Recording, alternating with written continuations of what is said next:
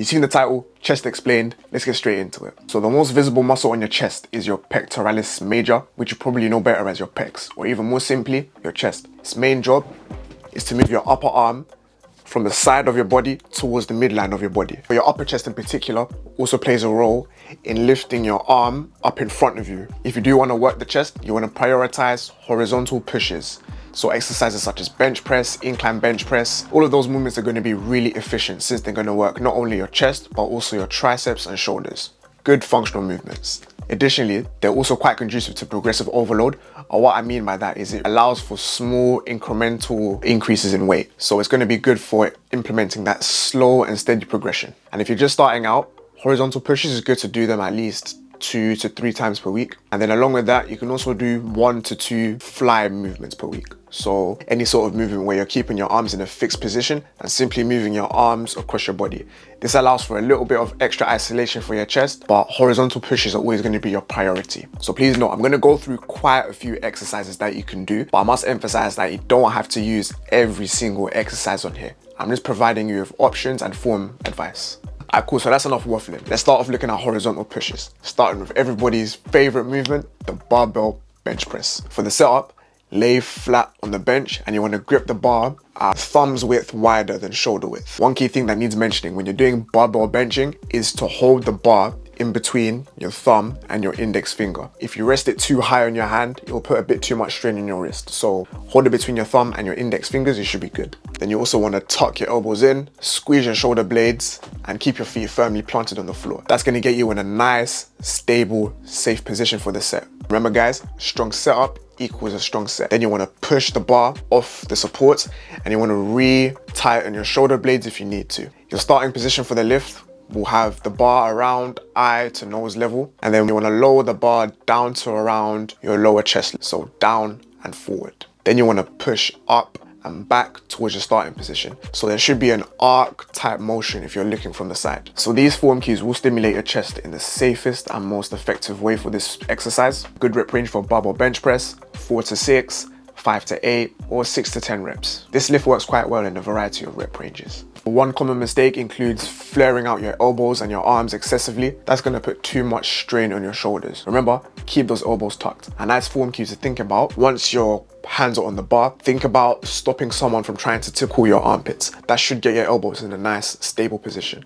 It will also protect your shoulders if you keep your elbows tucked. Another common mistake is having the feet waving about all over the place. This will make you lose stability and you won't be able to produce as much force. A lot of these form cues will apply to other chest exercises as well. For example, the flat dumbbell bench press, similar to its barbell counterpart, also allows you to get a little bit of extra range of motion if you want. You want to start with the dumbbells on your lap and kick them up towards your shoulders before lying down. This will allow you to start from the bottom in a safe and effective way. Next, you want to hold the dumbbells at a slight angle just so that your palms are slightly facing each other. This will have a similar effect to tucking your elbows in on the barbell bench press. Next, squeeze your shoulder blades, keep your feet firmly planted on the floor, push up and back to around nose or eye level, and then lower the dumbbells back to the starting position under control. Good rep range for these, anywhere from 6 to 10 or 8 to 12 reps. Next up, let's look at incline presses. Incline presses will place a bit more emphasis on your upper chest if that's a weak point for you. To emphasize upper chest, you only need to set the bench at a slight incline. 15 to 30 degrees should be plenty.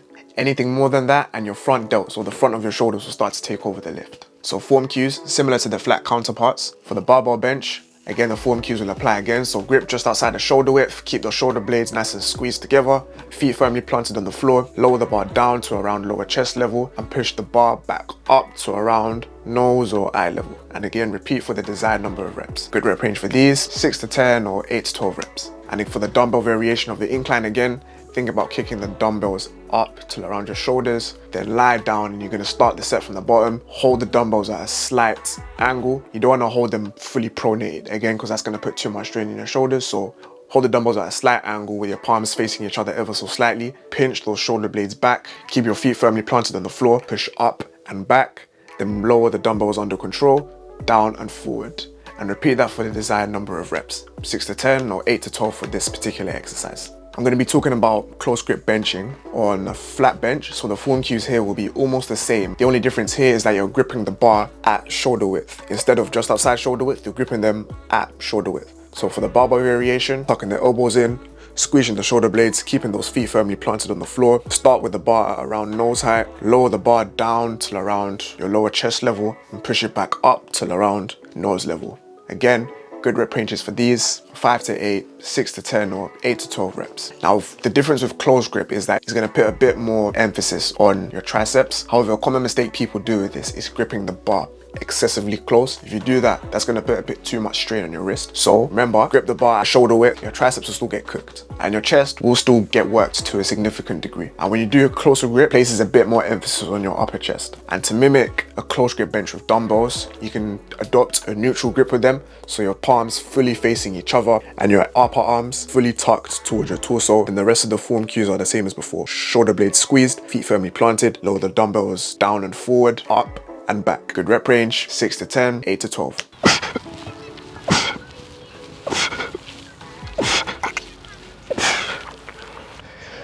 So that's one of my favorite movements, known as the dip. Really good exercise for your chest, triceps and shoulders. Really good for getting that weighted stretch in the chest, which it benefits so much from. So let me go through the form right now.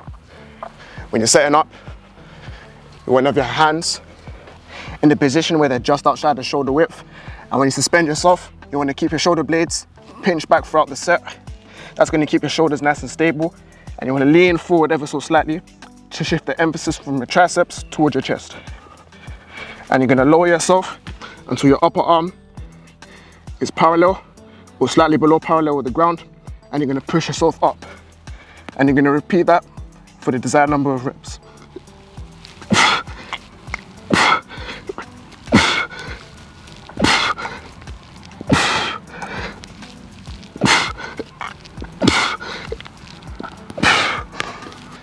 So a good rep range for those would be anywhere in that sort of 5 to 15 rep range. If you can do multiple sets of 15 comfortably, I suggest adding some sort of weight. So that can be grabbing a plate and adding it to a weight belt, or holding a dumbbell in between your legs. It's up to you. However, not everybody finds dips comfortable, so a suitable alternative would be deficit push-ups.